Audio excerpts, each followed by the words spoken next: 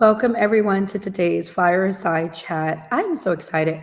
We have today with us Dr. Geoff Green, and he has such an incredible, extensive history around sports and neuroscience.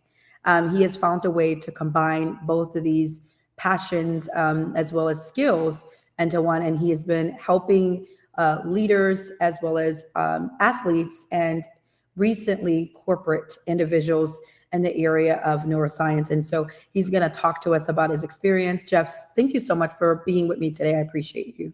Absolutely. It's my pleasure. I'm glad to be here. Thank you.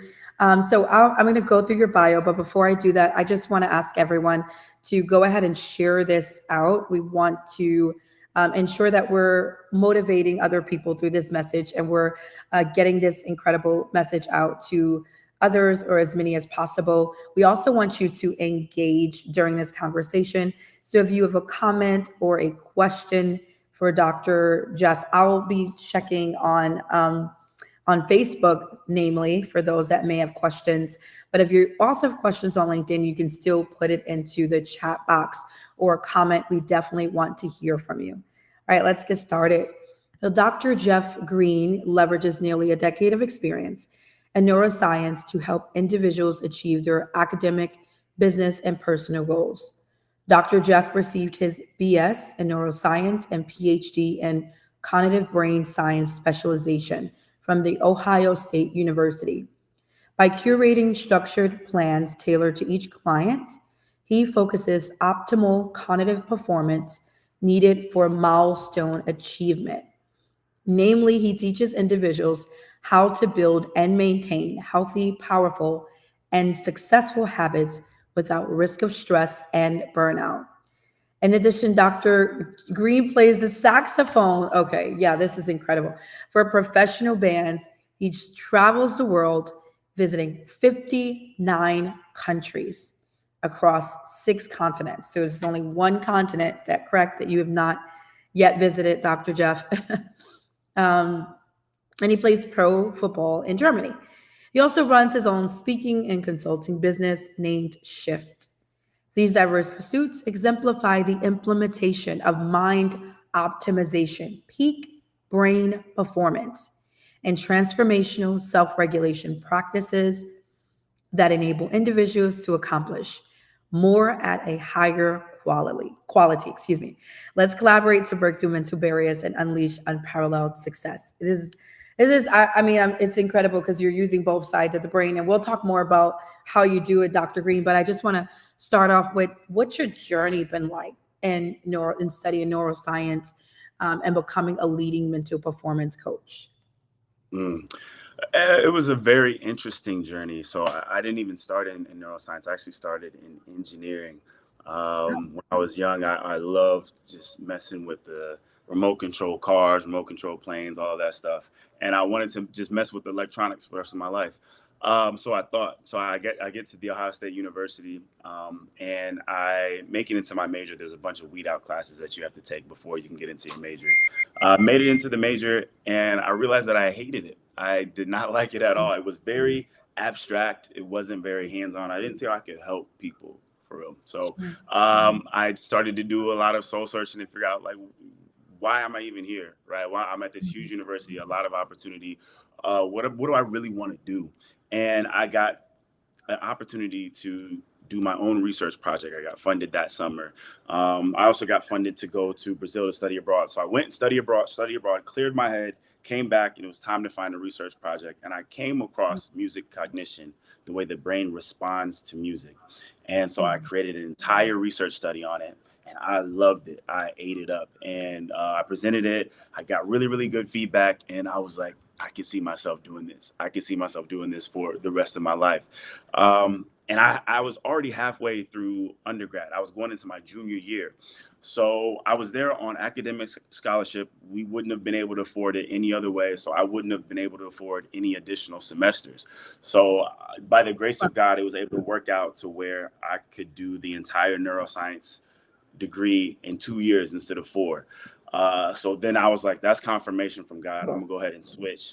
And I Sure. switched into neuroscience, and it was it was the best choice I could have made, because that's actually when I started to have the dip of my story, is what I say. Basically, the point where I was having, kind of an identity crisis. I was lacking self-esteem, motivation, purpose. I still didn't really know why I was here. I was a big people pleaser.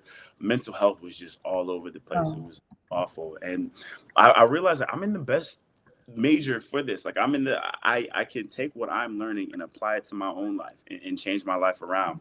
And I realized that, but I didn't really do anything about it. And it wasn't until I got an opportunity to present research in Bermuda my senior year, and I actually had a near-death experience out there in the ocean. We Wow. skipped one of the days of the conferences, went out to this Wow. part of the island, Hmm. ended up getting taken under by one of those riptides. Oh my Nobody within goodness. eyesight or earshot. Nobody there to save me. Nobody to Wow. help. And it's one of those stories where it doesn't make sense for me to be here, except for God. God had another plan. God said, "I'm not done with you." God has a reason Yes. for me here. And Yes. so that's when I was like, all right, I got to be intentional. I got to stop playing around. Like, this is really my second opportunity. This is my second Oh chance. my So I goodness. started to get my life together, both spiritually, as well as using everything that I'm learning in neuroscience, psychology, self-help and development, and all of that stuff. And once I started to see my life change, I was like, this is amazing, but I don't want to just keep it for myself. I wanted to spread it to anybody and everybody, because I know so many individuals struggle with similar things. And that's how I started to create a platform for it. And that's how I started to help people. I would start to go and speak. I would do one-on-one coaching, any and every way that I could help. That was my new heart project. That was my passion. Incredible. Oh my goodness, that took me all the way back, Dr. Jeff. I was thinking about what you went through, this near-death experience, and how it essentially put everything into perspective for you in terms of purpose and call. Uh, Mm, and then it was almost like an illuminating sort of experience that sort of transformed you into the pathway that you're in today. absolutely. Wow. Absolutely.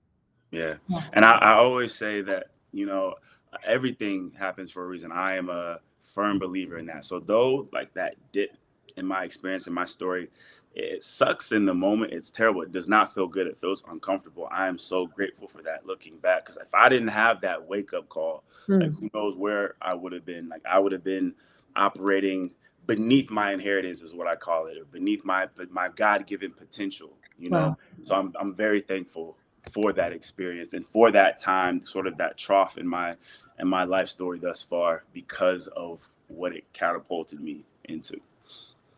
Wow. That's incredible. I was in that moment, just sitting there, and then taking it all in. So you said something that I thought was really profound. You said a lot of things, and I apologize. I'm in a school, so if you hear If announcements, anyone's interested, there is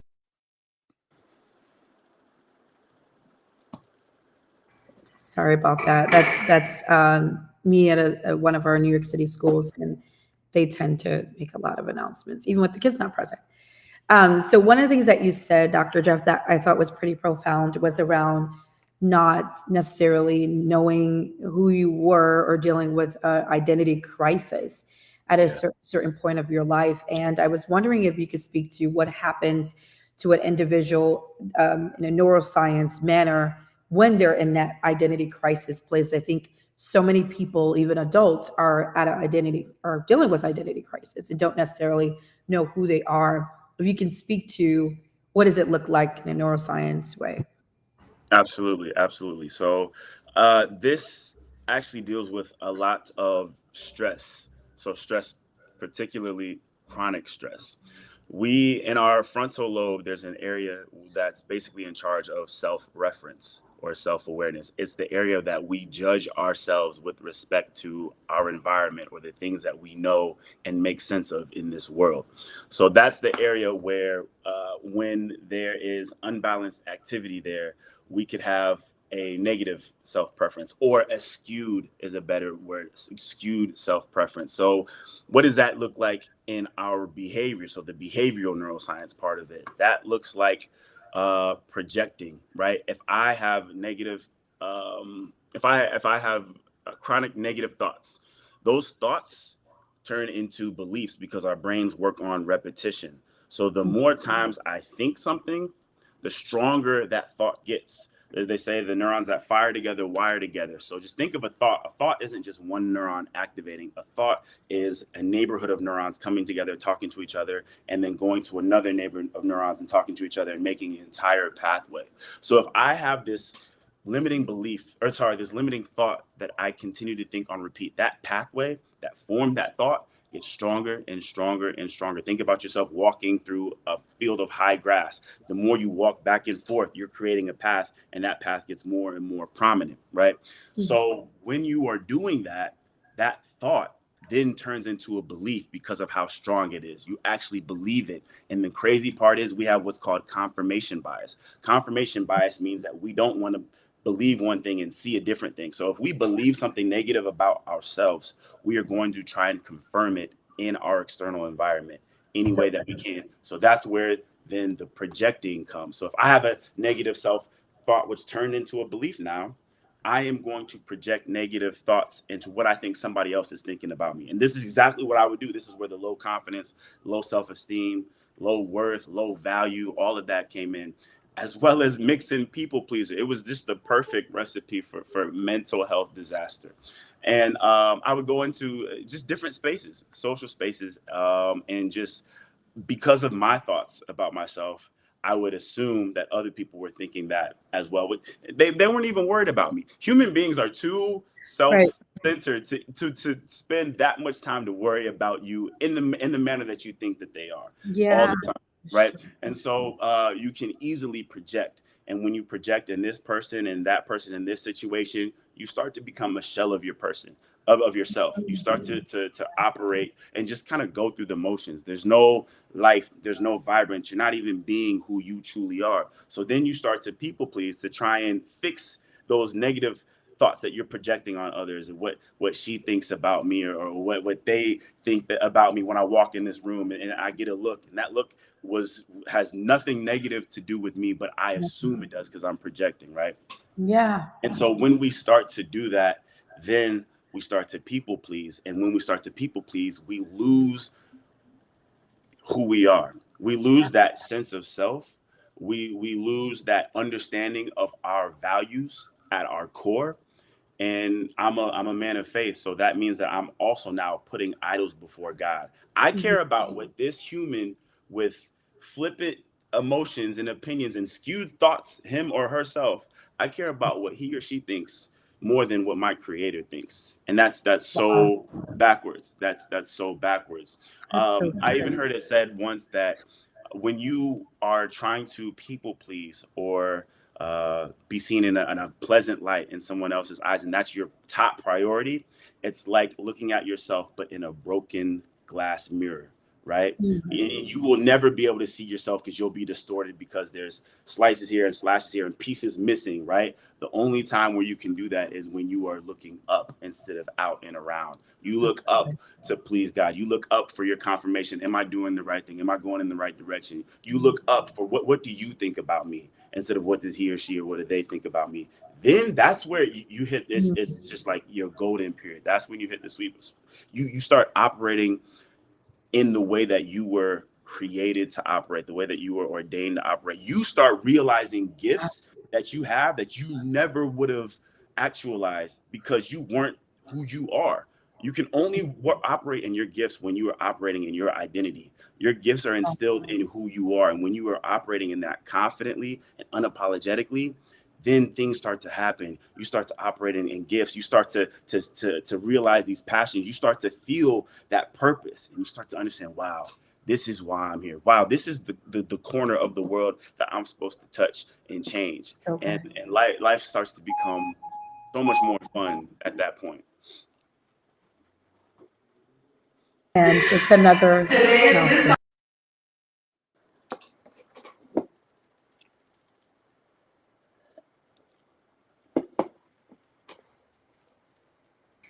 So sorry about that. Uh, it's so many things you said, Dr. Jeff, that really spoke to me, and I think to those that are listening and watching right now. I think so many people are disconnected from their own selves and don't really understand their sense of purpose. A lot of people are walking around not knowing why they were created, why they're here, and they're questioning it. And not just children and young people, but adults, 40s and 50s and 60s and 70s and so on, may not be connected to their purpose. But I love what you talked about, that when when you're able to pull yourself out of these projections that are very real.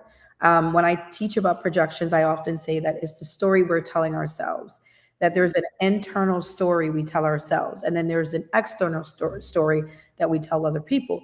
And most of the times those stories are not aligned. So we tell ourselves and what we telling people are not matching, right? And I think what you talked about was just that we a lot of times we're projecting.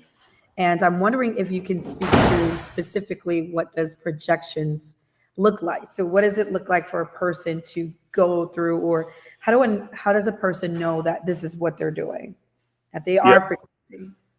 And yeah. then I So want to talk about confirmation bias as well. But yes, please.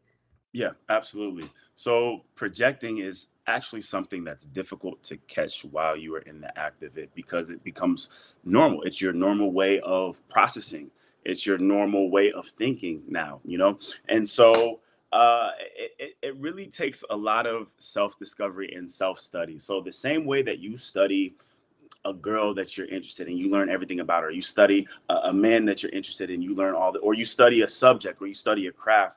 You also need to study yourself. We rarely ever study ourselves because it's ourselves. We never really think about that. But Right. it's a way to catch these projecting thoughts and Mhm. confirmation is by um, I guess while you're in the self study, you're studying yourself. It's called metacognition. So you think about your thoughts. Oftentimes we just have a thought and boom, we execute off it, or we allow it to spark an emotion within us because of that thought or that thought or whatever. But rarely do we take it another layer deeper. We have a thought, but then we think about that thought. So if I have a thought that comes up, instead of automatically having an emotional response to it, and then later on having a belief that comes to that thought, one easy thing that I can do is I can write the thoughts down, write these thoughts down that come to my mind. They could be negative thoughts, right? Negative thoughts. And whenever a negative thought comes to my mind, just throughout the day, I just have a journal or a piece of paper and I write it down and I track it, right? And at the end of the day, or at any time, it doesn't really matter. You go through those thoughts. One, it's great that you've allowed time in between that thought and then you reviewing that thought, because when you had that thought, there was a state of mind that you were in that was not your normal state. There was some for some reason your cognitive processing was off. For some reason there was some type of stress or limiting belief that caused that thought, right? Or this not caused the thought, but that further perpetuated that thought. So when you create that separation and you later on are in a relaxed state, you're not stressed with this, you're not stressed with that, you're not thinking about him, her, or the other, it's just you. Then you go to those thoughts and you're in a collected manner. One, you might already see, wow, like I don't even know what I was thinking in that time, in that period. We have different states of our neural processing. In some states, we could think something, and because we're in a stressful environment, stressful mental space, we're in survival mode, which means we're in survival cognitive processing, which means we're not thinking clearly all the time. So when you go back and revisit those thoughts in a calm and relaxed and collected manner, where you have clarity of thought, where you have full activity and everything is passing through the frontal lobe, which is your executive functioning and being able to think things through logically instead of just emotionally, which is in your limbic system, your amygdala, then you can see the reality, right? So that's step one, creating that time, that separation. Step two is once you see that thought, and it's still something that bugs you, like, wow, I wonder if that is true, right? You then write all of the things, the ways that that thought is true, what proves that thought. You write all of the evidence for that thought. So if the thought is, um, I'm not good enough at my job, right? I'm not good enough at my job. That's the thought that I'm dealing with. I can do the 5 why rule. 5 why rule is basically going 5 layers deep on that thought. So why do I not think I'm good at this job? Well, my sales are down compared to my colleagues. Boom. Okay. Why are your sales down compared to your colleagues? Well, I just haven't been able to focus as much, right? When I'm at work, I'm thinking about home life, and when I'm at home, I'm thinking about work life, and I can just never seem to get it right. Okay, cool. Why can you not focus? Why is your mind in two different places at the wrong times? Well, I'm a newlywed. We just moved into a new place. We've already got, a couple kids and another on the way, and just it's a new dynamic. We haven't done this before, and then you can continue to go. It doesn't have to be 5 layers deep. Some may catch it at 3, some may catch it at 7, right? But you get to a point to realize, okay, that's the reason. It has nothing to do that with me being good at my job. I am just in a situation, in a season in life that I've never been before. I am being pulled physically, building this house and reconstructing it. I'm being pulled mentally, staying Mhm. up with the kids, making sure they got everything, as well as dealing with the new spouse and the new living situation in the new community. And we're far away from our family, and just learning all of this stuff, and so on and so forth. And you realize that you were never being fair to yourself. You Mhm. are great at your job. You are fantastic at your job. The other individuals at your job who have these amazing sales records, they're not going through half of what you're going through. So then you are able to show yourself some grace and realize I'm actually doing a great job. The fact that I'm balancing all of this is Mhm. a miracle in itself. And once you realize that, you pinpoint what you need to take care of, and then there's just a domino effect. You take care of the home situation or whatever it is that you landed on, and then everything else begins to fall in order. So I mean, there's so many different ways that we could tackle it, so many different techniques and methodologies, always depending upon the person that I'm working with or whatever the thought or the limiting belief or the projection is. But that's just a quick example of ways that you can catch yourself. It's always thinking about thinking, which is the scientific term, is metacognition. That is so good. And I love everything you're saying. Absolutely. What I love about metacognition, Dr. Jeff, is the pausing part. So I think most of our behavior, and you said this, is about 90 to 95% is subconscious. Our reactions are we are on autopilot. We are just doing what we've always done. We are not thinking about the thinking. And so Hmm. what I love about metacognition is it forces you to pause. You can either count, especially if you find yourself in a conflict, Hmm. or you notice. I was just talking to my staff about this yesterday. We talk about like hot buttons and hot and cold cognition, but knowing your triggers in your hot buttons and knowing when it's happening, so most people don't know when they're being triggered, right? Hmm. Most people have no idea. And the thing about it is if you've built this sort of burying this up in the amygdala for so many years, it's not in your prefrontal. And so is just buried all these Hmm. traumatic memories or these things that you've sort of suppressed. Absolutely. And so metacognition, it allows you to really be aware of your thoughts and be self-aware. And so I absolutely love it, and I teach it to my staff leaders that I work with all the time. So I really appreciate you for sharing that. Absolutely. Yeah. 100%. And you're spot on the way you summarize that. That's spot on. Thank you so much. So just moving along, and I know we only have about 2 minutes.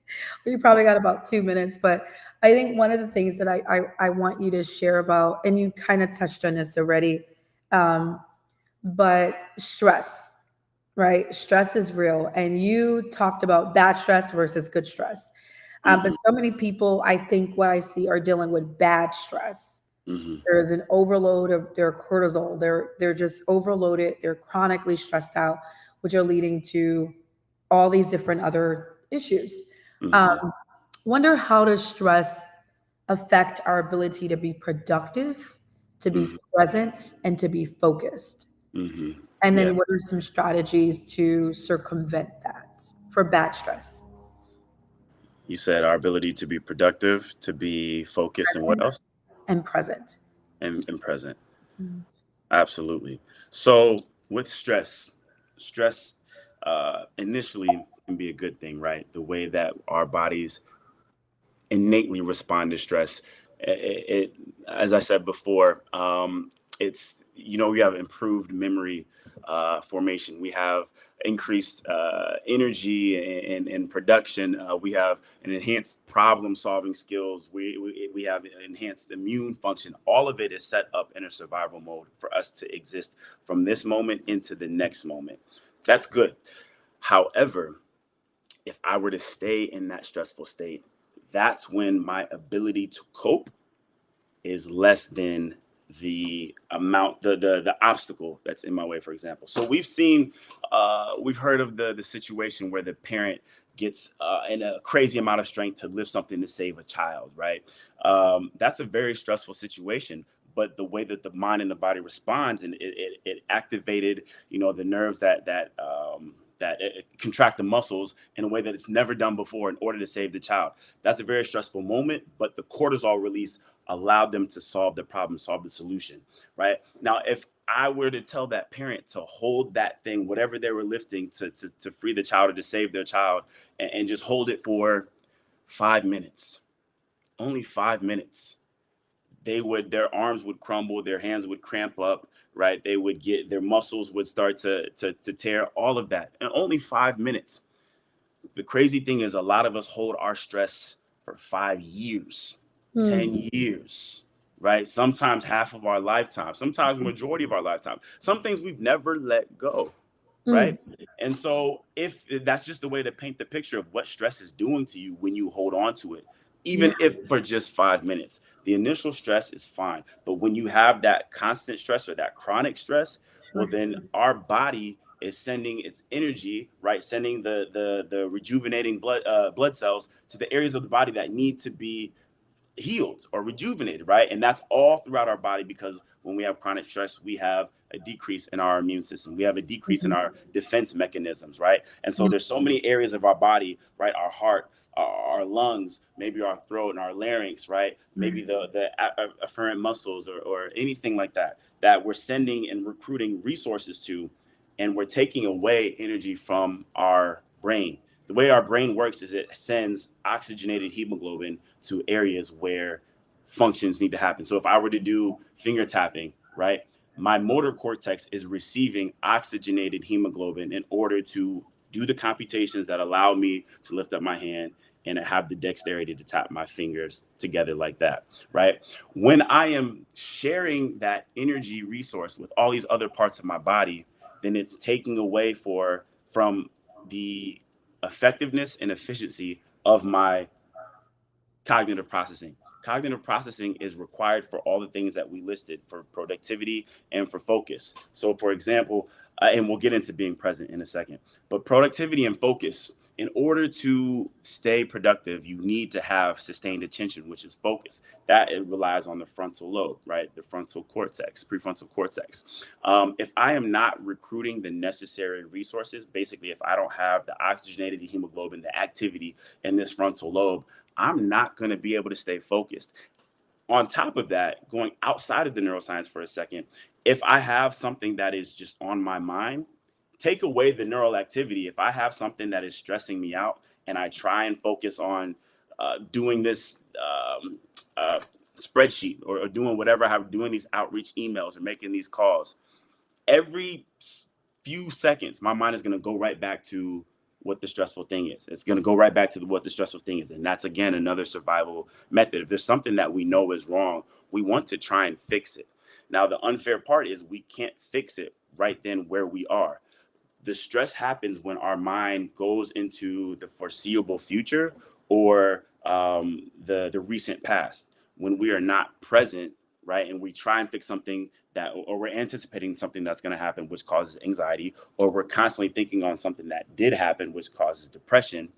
We are not present, and that's where our body it's like a cycle. Then we become more stressed, and then we're taking more away from our brain and sending it to different areas of our body, right? So in order to be present, and it can be just simple techniques that we practice. 2 minutes, right? Think of closing up with this. Think of your brain as a puppy, a new puppy. The puppy, you set him down on the carpet and he wants to just explore everything. He wants to lick this and smell that, and play with this and do all of that stuff. That's exactly what our mind is. It wants to hop all over the place, right? Imagine yourself telling the puppy to just sit. You're training the puppy, sit for just 2 minutes. After you sit for 2 minutes, we can go on a walk, we can go to the park, you can play with your favorite toy, you can run around the house, all of that. You reward the puppy for sitting for 2 minutes. Same thing with our mind. If we just tell ourselves to sit and focus on one thing, it could be something that we see, it could be something that we hear, it could be something that we taste, any of our senses. We just focus on that one thing. A lot of people do our breath sensation. So focus on the rhythm of our breath, focus on the sensation of the breath going inside, in the nostrils and out the mouth, whatever have you. That's training your neural resources to increase the activity in our frontal lobe in order to have sustained attention. Then after that 2 minutes, you reward yourself by allowing you to go and check whatever you wanted to check or do whatever you wanted to do. That 2 minutes felt like an eternity, but the more you do it, what we say earlier, the brain works on repetitions. The more you do it, the easier it becomes. And then you're able to do it for 5 minutes, then 15 minutes, then 30 minutes, then 2 hours, right? So on and so forth. Now, every brain needs a break for sure, but you always want to be able to increase the neural resources required for sustained attention in order to be present. That's with the work part, right? But that's the same with social aspects, being present with your family, being able to focus on what your wife is saying, what your husband is saying, what your kids Yeah. are saying, instead of worrying about things that are happening at work. That is a very crucial part, not only in work, but also in our family lives and in our social lives. No, it's so good. We got to do a part two because we're out of time. And I think this information is life saving because we're not really, most of the time, what I've seen is we're not always present and aware. You think about the dinner table, everyone's on their devices, or, I had to do it yesterday. I pulled up my computer. I'm like, I got to take this meeting at dinner. And it's like, what are Mhm. you doing? Like be away, like be in that moment. And I think so much of our life, especially here in America, is living for the next moment, and not being present in the moment that we're in. And so, I appreciate the information that you have given, the strategies, the insight around our neural resources. I just want to say this last thing, and then I want to give you the last words. And that is, I believe the most powerful thing that we could ever have, and the greatest form of currency, is our mind, but it's Mm. often the most wasted.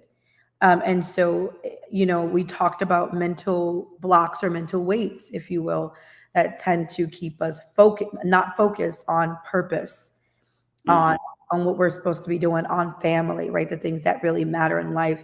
And so, whatever you can speak to in closing around, how do we master, what does mindset mastery look like for us so that we can be more productive, and I think have a better quality of life, which is what we should. I think we're typically stuck between thinking about the future, worrying about the future, and stuck on the past. But can we Mm. be present and move towards the future? So, anything you can speak to in closing on mindset mastery?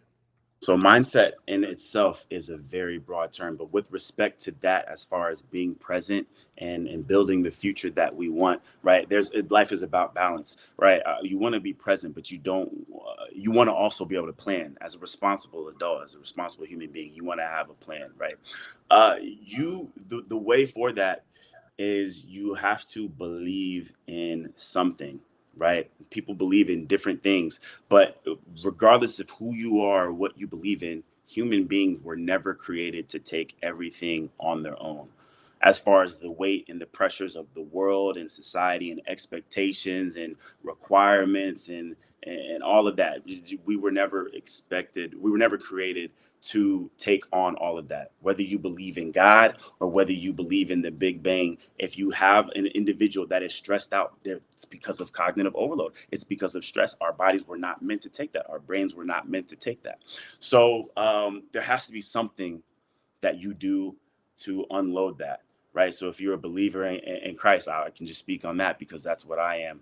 And it's really interesting because there's not a lot of scientists that also believe in Christ. And that's something that that's a whole nother conversation because that Mhm. required me to dig deeper in my faith, right? And ask all the questions that I didn't really have answers to. Science is all about show me the facts, right? And so Mhm. it was a difficult time for me, but a necessary time.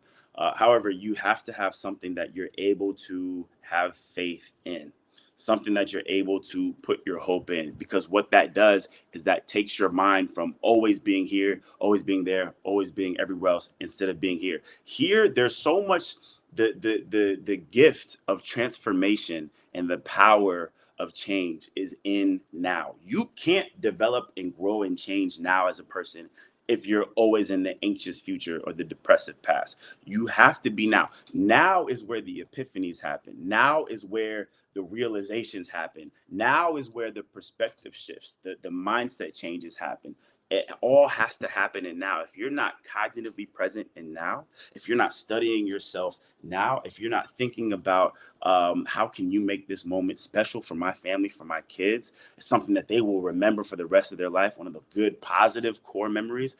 That's where all the now happens. If you're not doing that, then when you look back 5 years from today, more than likely you're going to be in a very similar situation because nothing has really changed. All of the change, all of the transformation doesn't actually sit in your future and tomorrow like a lot of people think. It sits in right now. And when you think of right now, each and every day you're changing an incremental amount, adding more and more and more to it. That's how you set up a great future without stressing yourself out in a way that we were never meant to be, or having to handle things that we were never required to. Oh my goodness. We got to have a part two. This is so good. I'm also a believer, and I'm not probably not supposed to say this, but that's fine. The Bible talks about now faith, now, right? There's something really powerful about the now. And I Hmm. think that speaks to the present, about being here. And it's a powerful place to be, but we don't spend time there. We're Hmm. either in future or we're in the past, Yep. but we're not here. And so we have to talk about the power of the now and a second live. But Yeah. this has been so incredible, so uplifting, and I think it's helping a lot of people that are watching and that will be watching later.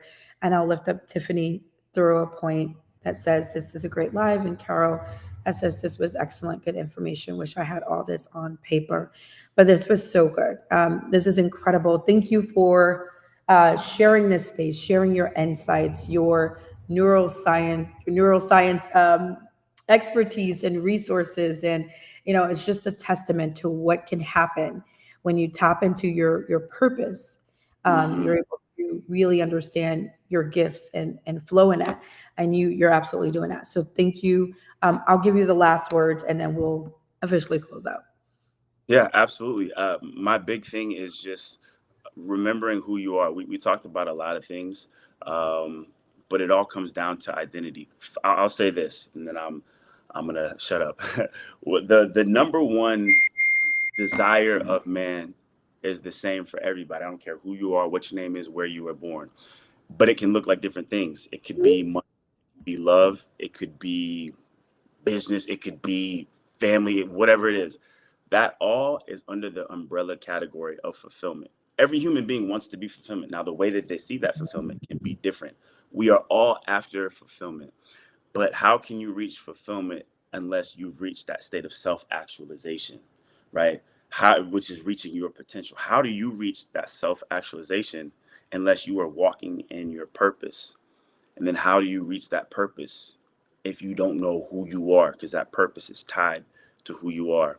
Who you are is your identity, plain and simple. So at the end of the day, I will always say the root of a lot of things that we're going through is just not knowing who we are and whose we are. And that's where the work begins. Incredible. So incredible. It begins with knowing who you are. This was so incredible. Again, thank you so much, Dr. Geoff, for just pouring out your wisdom and your knowledge, and just all that you've brought. It's been illuminating and transformative. So I hope that those that are watching, I know this was good. So do us a favor and share this message out. Share it out to as many people, colleagues, people that you love, you care about. Share it on your page. Comment later on if you're watching this live later on. And also, we just want you to stay in touch with us. Do us a favor and follow us on all social media platforms at iRaise.org. That is YouTube, LinkedIn. I don't know if it's still called Twitter. I keep saying this. I think it's something else. Um, Instagram, TikTok, all of that. Follow us on iRaise.org. Don't forget to also subscribe to our YouTube channel where you can get updates about all of our upcoming episodes as well. Remember that every Friday we're releasing new podcast episodes on Elevate. So make sure you are checking out our page for those live episodes that are being released every Friday. And also don't forget to follow me at Shaniqua E. Moore. Lastly, I'm sorry, Dr. Geoff, how could people reach you if they would like to reach out? Absolutely. They can reach me on social media. It's at Dr. So Dr. period GeoffDGreen. So at Dr. Geoff D. Green. Also, my website, which is www.geoffdgreen.com. Email, which I can send out later, is shift@geoffdgreen.com. Any of those work.